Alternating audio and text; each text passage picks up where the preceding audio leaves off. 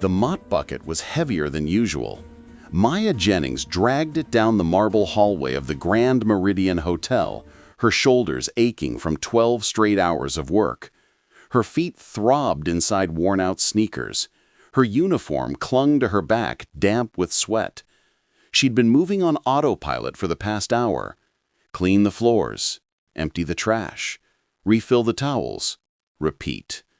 Her mind was somewhere else entirely, on Jamal's medical bills, on the rent that was due in 3 days, on the fact that she hadn't eaten since breakfast and it was now almost 9 at night. She turned the corner near the executive suites, eyes down, focused on the squeaky wheel of her cart. She didn't see him coming, and he didn't see her. They collided at the exact same moment, Maya's mop bucket tipping forward, dirty water splashing across expensive Italian leather shoes and soaking the hem of a crisp white dress shirt.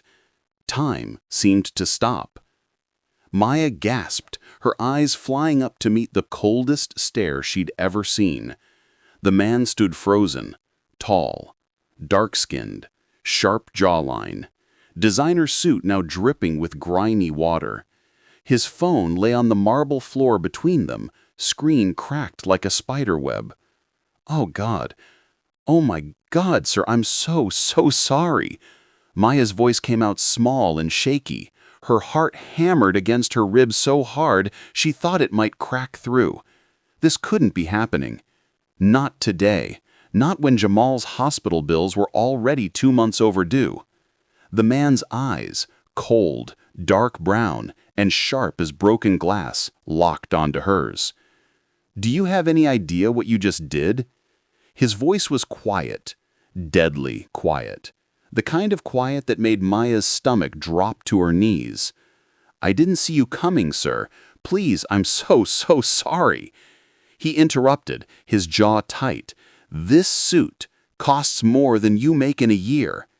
Heat flooded Maya's face. Shame burned in her chest like acid. Around them, other hotel staff had stopped to stare. A few guests whispered behind their hands. A bellhop smirked from across the lobby. Maya wanted to disappear into the floor, to melt into the marble and never be seen again. "It was an accident," she whispered, her eyes stinging with tears she refused to let fall. The man didn't respond. He just stepped past her, shoes squelching with each step, leaving wet footprints across the pristine marble lobby. Maya stood there, frozen, clutching her mop like it was the only thing keeping her upright. "Girl, do you know who that was?" hissed Keisha, one of the front desk clerks rushing over with wide eyes. "That was Darius Kane. The Darius Kane. Tech billionaire. He owns half of Silicon Valley." Maya's stomach twisted tighter. "I didn't know." "You'd better pray he doesn't get you fired." The words hit Maya like a punch to the gut. Fired. She couldn't get fired. She needed this job. Without it, she and Jamal would be out on the street in a week, maybe less. Maya worked the rest of her shift in a fog. Her hands shook every time she picked up the cleaning cart. Every time a supervisor walked past, she expected to hear the words, "You're done, pack your things." But the words never came. Still, the whispers followed her everywhere. She splashed water on Darius Kane? Is she crazy? Poor thing, she's probably getting fired tonight. "I heard he's staying in the presidential suite. Can you imagine?" Maya tried to block it all out. She had bigger problems, like the fact that her 12-year-old brother Jamal needed another round of medication, like the fact that their landlord had already threatened eviction twice this month, like the fact that she was one mistake away from losing everything. By the time her shift ended, exhaustion had settled deep into her bones. Her legs felt like lead. Her eyes burned from fighting back tears all day. She was about to clock out when Mrs. Chen, her supervisor, called her over. "Maya, I need you to cover the executive floors tonight. Keisha called in sick." "Tonight? But I already worked a double." "I know, but we're short-staffed. Suite 2105. The guest stepped out. Just do a quick clean and you're done."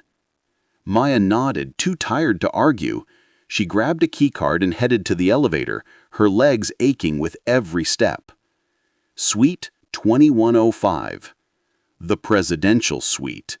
The same suite where he was staying. Maya's stomach flipped, but Mrs. Chen had said the guest was out. She'd be in and out before he even knew she was there. The elevator doors opened on the 21st floor. The hallway was silent. Plush carpet muffled her footsteps. Everything smelled like money, leather, expensive cologne, and something else she couldn't quite name. She made her way to suite 2105 and swiped the keycard. The door clicked open. The suite was massive. Floor-to-ceiling windows overlooked the glittering Chicago skyline, soft cream leather couches, a kitchen bigger than her entire apartment. Everything was polished, pristine, perfect. Everything smelled like money and power. She moved quickly, wiping down surfaces, fluffing pillows, straightening towels, but her body was screaming at her to stop, to rest, just for a minute. She made her way to the master bedroom. The bed was enormous, covered in plush white linens that looked like clouds. Just sit down for a second, she told herself, just to catch your breath. She perched on the edge of the bed, careful not to wrinkle anything.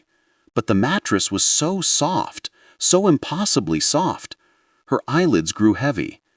Just a minute, that's all. She leaned back, just for a second, and then everything went black. Darius Kane was in a foul mood. The investor dinner had been a disaster, 3 hours of corporate doublespeak and passive-aggressive negotiations, and now his head of operations is calling him with more bad news. Darius, the Tokyo deal fell through. They're going with the competitor. He pinched the bridge of his nose as he stepped off the elevator. Fine, set up a call for tomorrow morning. We'll pivot. He ended the call and shoved his phone into his pocket.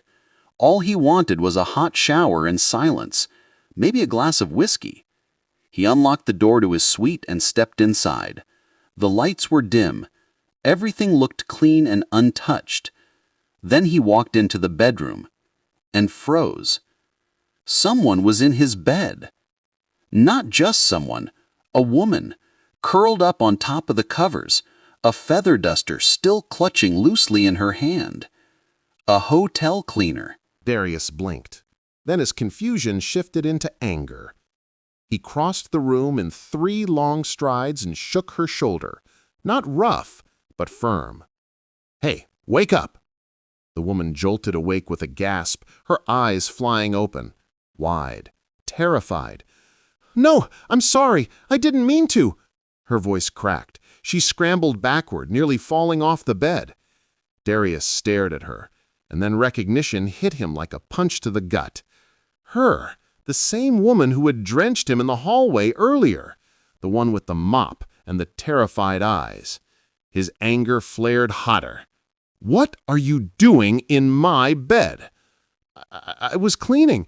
I was so tired. I didn't mean to fall asleep." Her words tumbled over each other, frantic and broken. "Please, don't fire me. Please, I need this job. My brother, he's sick. I can't lose this job."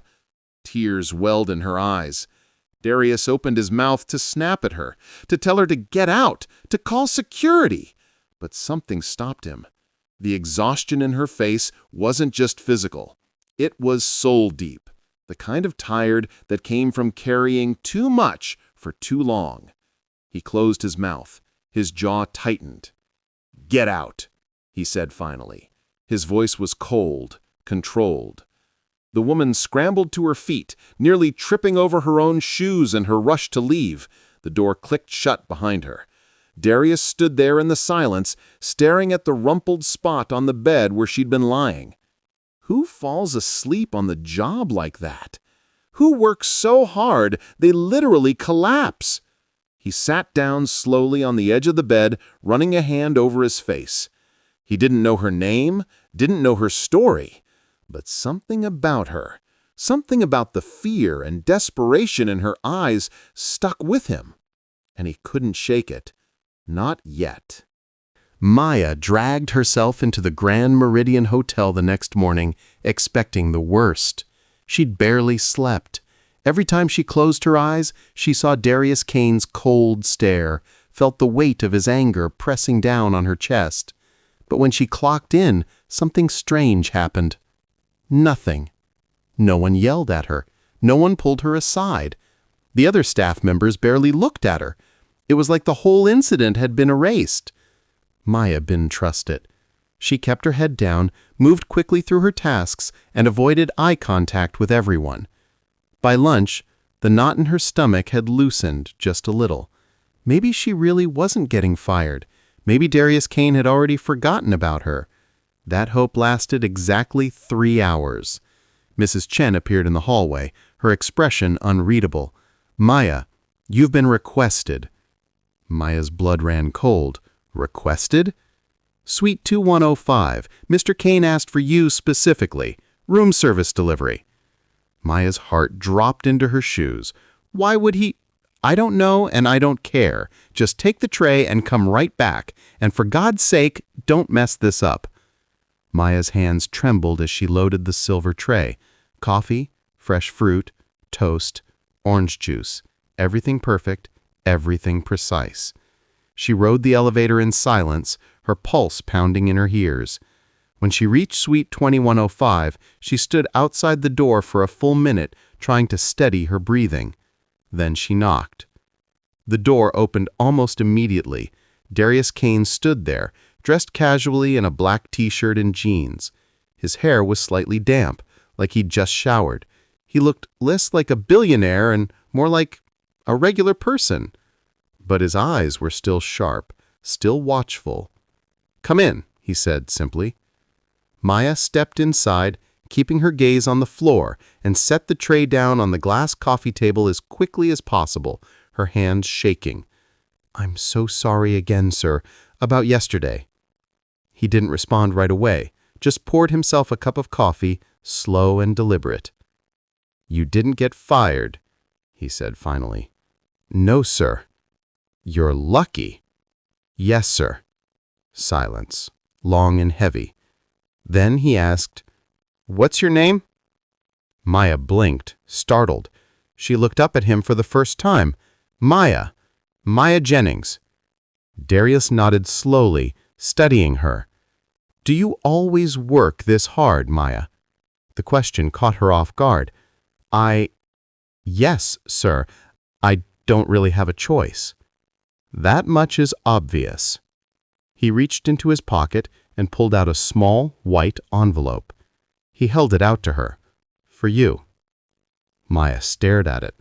"Sir, I can't." "It's a tip. Take it." She hesitated, then took the envelope with trembling fingers. "Thank you." "You're welcome." He turned back to the window, dismissing her without another word. Maya left the suite in a daze. She didn't open the envelope until she was back in the staff locker room, alone. Inside was $500. Cash. Her breath caught.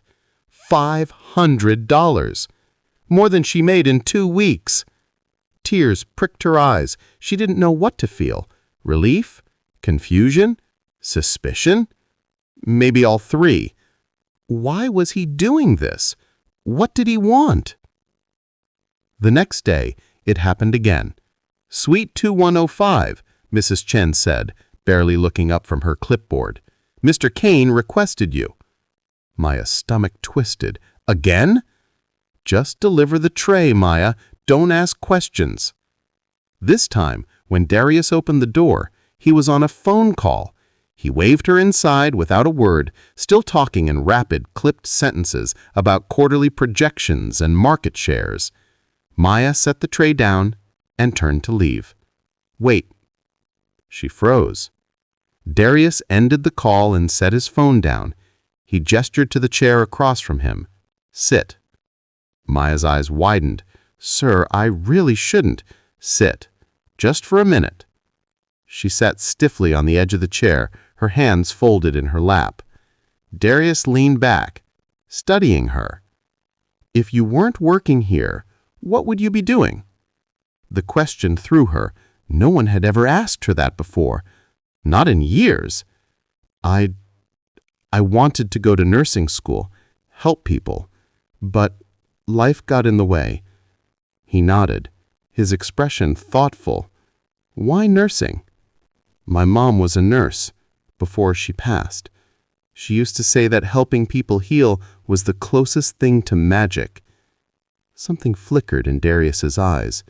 Not pity. Something else. Understanding, maybe.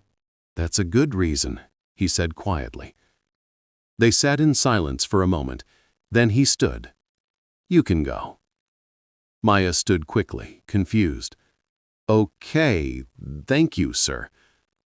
As she reached the door, he said, "Next time, call me Darius." She paused, her hand on the doorknob. Then she nodded and left. Outside in the hallway, she leaned against the wall and exhaled shakily. What was happening? Over the next few days, it became a pattern. Every afternoon, Maya was called to Suite 2105, sometimes to deliver food, sometimes just tea, sometimes nothing at all. And every time, Darius asked her to stay, just for a few minutes, just to talk. He asked her about Jamal, about her mom, about what she did when she wasn't working. And slowly, carefully, he started to share himself, too, about the pressure of running a company, about the loneliness of wealth, about how everyone wanted something from him, but no one really saw him. Maya listened. She didn't pity him, didn't fawn over him. She just listened. And for the first time in a long time, Darius felt like someone actually heard him. One evening, after her shift, Maya found a folded note tucked into her locker. "Meet me by the fountain in the courtyard. After your shift. D." Her heart raced as she stared at the note. Every instinct told her to throw it away, to pretend she never saw it. But she didn't. Instead, she finished her shift, changed into her cleanest jeans and a simple black sweater, and walked to the courtyard. The fountain glowed softly under the moonlight, water trickling over smooth stone. The courtyard was empty, except for one person. Darius stood near the edge of the fountain, hands in his pockets, dressed in a simple gray hoodie and jeans. No designer suit, no polished image. Just him. "You came," he said, his voice low. "I don't know why," I admitted, staying a few feet away. He smiled faintly. "Do you trust me?"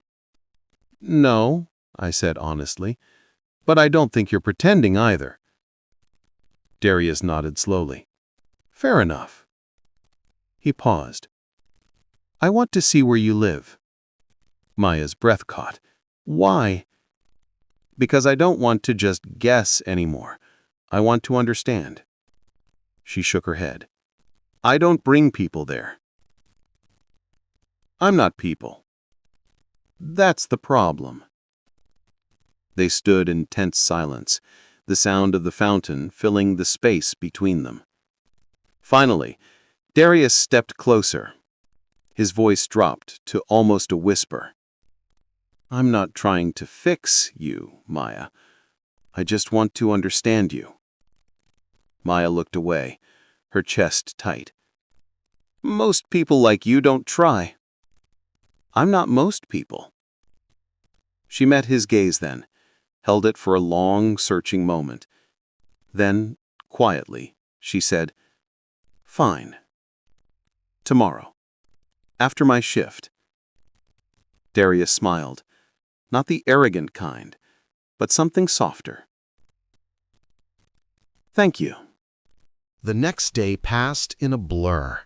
Maya could barely focus. Her hands fumbled with cleaning supplies. Her mind raced with 1,000 doubts. What am I doing? This is crazy. He's a billionaire. I'm nobody. But when her shift ended and she stepped outside, he was already there, leaning against a sleek black SUV, waiting. No security, No entourage, just him. "Ready?" he asked. Maya nodded, even though her stomach was in knots. The drive was quiet. Maya stared out the window, watching the city change as they left the polished downtown area and headed into the south side. The buildings grew older, the streets narrower, the lights dimmer. Darius didn't say anything, didn't ask questions. He just drove. When they reached her neighborhood, Maya's chest tightened. Broken streetlights, cracked sidewalks, graffiti on the walls, kids playing basketball in an empty lot. "This is it," she said quietly. Darius parked and got out without hesitation. Maya led him down the narrow street to her building, a worn-down brownstone with peeling paint and a rusted gate. "You don't have to come in," she said, her voice small. "I want to." Inside, the stairs creaked. The hallway smelled like old food and mildew. Maya unlocked the door to her apartment, a tiny one-bedroom with a leaky ceiling and cracked walls. Jamal looked up from the couch, his eyes going wide. "Maya, who's that?" Maya knelt beside him. "A friend. This is Darius." Jamal's eyes lit up. "Wait, like the tech guy? The one who made that AI thing?" Darius laughed, a real, genuine laugh. "Yeah, that's me." They didn't stay long. Darius didn't pry, didn't judge. He just watched how Maya moved through the space, how she carefully folded Jamal's blanket, how she checked the leak in the ceiling, how she smiled even though everything around her was falling apart. On the drive back, neither of them spoke. But as they pulled up to the hotel, Darius turned to her. "Thank you for showing me your world." Maya looked at him, her voice quiet. "It's not much. It's real. And that's more than I can say for mine." That night, Maya lay awake, staring at the ceiling. For the first time in years, someone had seen her life, really seen her life, and hadn't run away. And across the city, in Suite 2105, Darius sat by the window, unable to sleep. Because for the first time in his life, he had met someone who didn't want his money, his status, or his name. She just wanted him to see her. And he did. If you're loving this story, smash that like button and subscribe. 3 weeks passed like a dream Maya wasn't sure she'd wake up from. Every day, Darius found a reason to see her. Sometimes it was coffee, sometimes it was just sitting in comfortable silence while he worked and she folded laundry. Sometimes it was late-night conversations by the fountain when the rest of the hotel had gone to sleep. He never touched her, never pushed, never demanded anything. He just showed up, consistently, quietly, like he had nowhere else he'd rather be. And Maya, careful, guarded Maya, started to let her walls down, just a little. She told him about the night she'd gone to bed hungry so Jamal could eat, about the fear that never left her, the fear that one bad day could send them both crashing down, about her mother's last words, "Take care of each other." And Darius told her about his own ghosts, about a father who'd built an empire but never had time for his son, about the crushing weight of expectations, about the loneliness of being surrounded by people who only saw dollar signs when they looked at him. They didn't call it love, not out loud, but it was there, growing, quiet and undeniable. One afternoon, Maya found a small velvet box tucked into the pocket of her work apron. Her breath caught. Inside was a delicate silver bracelet, simple, elegant, nothing flashy, just like her. There was no note, no explanation, but she didn't need one. She knew who it was from. That night she wore it beneath her uniform sleeve, hidden from everyone else, but she knew it was there. And the next morning when she brought Darius his coffee, he noticed. His eyes flicked to her wrist where the bracelet peeked out just slightly. He didn't say anything, just smiled, soft and real. And Maya smiled back. Then everything changed. It started with a phone call. Maya was restocking towels on the executive floor when Mrs. Chen found her, her face tight with stress. "Maya, you have a visitor. VIP lounge, now." Maya frowned. "A visitor? Who?" "Just go." Something in Mrs. Chen's tone made Maya's stomach drop. She walked to the VIP lounge on shaky legs, her mind racing. Who would be looking for her here? When she stepped inside, her breath stopped. A woman sat in one of the leather chairs near the window. Tall, elegant, dressed in a cream designer suit with pearls at her throat. Her hair was pulled back in a sleek bun. Her posture was perfect. Her gaze was ice. She looked like money, old money, the kind that didn't have to prove itself. "Maya Jennings," the woman said. It wasn't a question. Maya nodded slowly. "Yes, ma'am." The woman stood, her heels clicking softly on the marble floor. "I'm Evelyn Kane, Darius's mother." Maya's heart dropped to her stomach. "Sit," Evelyn said, gesturing to the chair across from her. Maya sat stiffly, her hands folded tightly in her lap. Evelyn studied her for a long, uncomfortable moment. Then she spoke, her voice smooth and cold. "I hear you've made quite an impression on my son." Maya didn't know what to say. We're just—" "Let me be very clear," Evelyn interrupted. "This ends now." Maya's chest tightened. Evelyn leaned forward slightly, her eyes sharp. "You are a hotel cleaner. My son is a billionaire. You are not his equal. You will never be his equal. Don't mistake his kindness for something permanent." Each word felt like a slap. Maya's throat burned. "I never asked him for anything." "That's not the point." Evelyn reached into her purse and pulled out a thick white envelope. She placed it on the table between them. "This is $50,000, more than enough to start over somewhere far away from here, far away from him." Maya stared at the envelope. Her hands trembled. "You think I'm here to hurt you," Evelyn continued, her voice softening just slightly. "But I'm not. I'm trying to save you from an inevitable heartbreak. My son's world will chew you up and spit you out. You don't belong there, and deep down you know that." Maya's vision blurred. Her voice came out small. "I didn't come here to be bought." "Then don't take the money." Evelyn stood, adjusting her purse. "But leave anyway. Do it with dignity, before you're humiliated." She walked to the door, then paused. "You seem like a sweet girl, Maya. Don't let this ruin you." And then she was gone. Maya sat there, frozen, staring at the envelope. $50,000. Enough to pay Jamal's hospital bills. Enough to find a new apartment. Enough to finally breathe. But the cost wasn't money. It was Darius. Tears slipped down her cheeks before she could stop them. That night, Maya didn't show up for her shift. She went home, packed a bag, woke Jamal gently. "We're leaving," she said quietly. "Leaving where?" "I don't know yet, but we can't stay here." Jamal, still groggy with sleep, didn't argue. He trusted his big sister. He always had. By midnight, they were on a bus heading south, away from Chicago, away from the Grand Meridian, away from Darius Kane, and the life Maya had almost let herself believe in.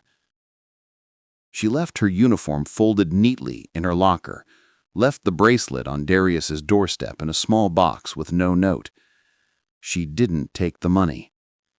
She left it on the table in the VIP lounge, untouched, because if she took it, it would mean Evelyn was right, that she could be bought, that she didn't belong. And Maya refused to believe that. Darius woke the next morning to an empty suite. No knock on the door, no soft footsteps in the hallway. No Maya. At first, he thought maybe she'd taken the day off. But when he called the front desk, the answer sent ice through his veins. "Maya Jennings didn't report for her shift, sir. In fact, she turned in her badge last night." Darius's chest tightened. "What do you mean she turned in her badge?" "She quit, left quietly. No forwarding information." He hung up. His hand shook. She was gone. He tore through the hotel, asked every staff member, checked with security, called her phone. Disconnected. Nothing. It was like she'd vanished into thin air. Then, late that night, hotel security brought him a small velvet box. "We found this outside your suite door this morning, Mr. Kane." Darius opened it. The bracelet. The one he'd given her. His jaw clenched. His chest felt like it was caving in. She didn't just leave. She walked away. From him. From everything. And he didn't know why. His mother called the next evening. "Darius, I heard you extended your stay. When are you coming back to New York?" "I'm not." There was a pause. "Excuse me?" "I'm staying here." "For that girl?" Evelyn's voice sharpened. "Darius, she's gone. It's over. Move on." Something in her tone made him stop. "What did you do?" Silence. "What did you do?" Evelyn sighed. "I spoke to her. I offered her a way out with dignity. She took it." Darius's blood ran cold. "You paid her to leave." "I gave her an option. She made her choice." "You had no right." "I had every right," Evelyn snapped. "You're my son. I won't stand by and watch you throw your life away for some cleaning girl."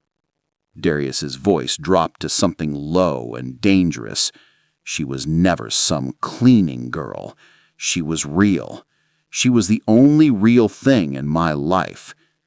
"Then why did she leave?" Evelyn's voice softened, but the steel remained. "If she truly cared about you, she wouldn't have run." The line went dead. Darius stood there, phone still in his hand, staring at the city lights beyond the window. Maybe his mother was right. Maybe Maya had made her choice. But deep down, Darius didn't believe that. Because he knew Maya, and he knew fear when he saw it. She didn't leave because she wanted to. She left because she was scared. Scared of his world. Scared of not being enough. And he was going to prove her wrong. 2 months later. Maya stood in front of a small elementary school in Atlanta, a worn notebook in her hands. She'd found work tutoring kids after school. Nothing fancy, but it was honest. It was hers. Jamal was doing better. The new doctors had put him on a better treatment plan. He smiled more now, laughed. And Maya? Maya was surviving. Barely, but surviving. She told herself she'd made the right choice, that walking away was the only option, that Darius would forget about her eventually, that their worlds were never meant to collide. But every night, she touched the empty space on her wrist where the bracelet used to be, and every night, her heart ached. She was folding up chairs in the classroom when she heard footsteps behind her. "Excuse me, I'm looking for Maya Jennings?" Her whole body froze. She knew that voice. Slowly, she turned around, and there he was, Darius Kane, standing in the doorway of a run-down elementary school in Atlanta. No suit, no entourage, just jeans, a t-shirt, and eyes full of something she dared not name. "How did you find me?" she whispered. "I've been looking for 2 months." His voice was steady, but there was an edge of desperation beneath it. "I wasn't going to stop until I did." Maya shook her head, tears already burning her eyes. "You shouldn't be here." "Why did you leave?" "Because your mother was right." "About what?" Darius asked quietly. "About everything," Maya's voice cracked. "I don't belong in your world, Darius. I can't sit at boardroom tables. I can't wear designer dresses. I'm just me, and that's never going to be enough." "Enough for who?" he asked quietly. "For you, for your family, for your life." "You're wrong." He was close now, close enough that she could see the exhaustion in his eyes, the sleepless nights, the searching. You were always enough. You were the only person who ever saw me. Not my money, not my name, just me. Your mother. My mother was scared, Darius interrupted. Scared that I'd finally found someone she couldn't control. Someone who made me question everything I thought I wanted. He reached out, gently took her hand. And she was right to be scared, because I don't want that life anymore. Not without you. Maya's breath hitched. Darius. I'm not asking you to change, he said, his voice raw. I'm asking you to let me change. Let me be the person you make me want to be. Tears slipped down her cheeks. What if it doesn't work? Then we'll figure it out, together. For a long moment, Maya just looked at him, at this man who had crossed state lines, spent 2 months searching, and was now standing in a rundown school because he refused to give up on her. And slowly, she nodded. Okay, she whispered. Darius exhaled, relief flooding his face. He pulled her into his arms, holding her like he'd never let go. And Maya, for the first time in months, felt like she could finally breathe. 6 months later, the Grand Meridian Hotel hosted its annual charity gala, but this year was different. The event honored community leaders making a difference in education, and standing on stage, receiving an award for her literacy program, was Maya Jennings. She wore a simple navy dress, her hair was down, and on her wrist, that silver bracelet gleamed under the lights. Darius sat in the front row, watching her with quiet pride. When she finished her speech, the room erupted in applause. Later, as they walked out together, hand in hand, a reporter called out, "Mr. Kane, what's your secret to success?" Darius paused, looked at Maya, and smiled.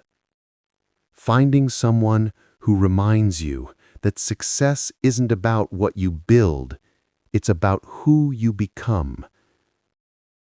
True love doesn't ask you to shrink yourself to fit someone else's world. It builds a new world where both people can grow. And sometimes the most courageous thing you can do is believe you're worthy of being chosen, not because of what you have, but because of who you are. If this story touched your heart, make sure to like this video, subscribe to the channel, and share it with someone who needs to hear this message. Drop a comment below and tell me what you loved most about Maya and Darius's journey.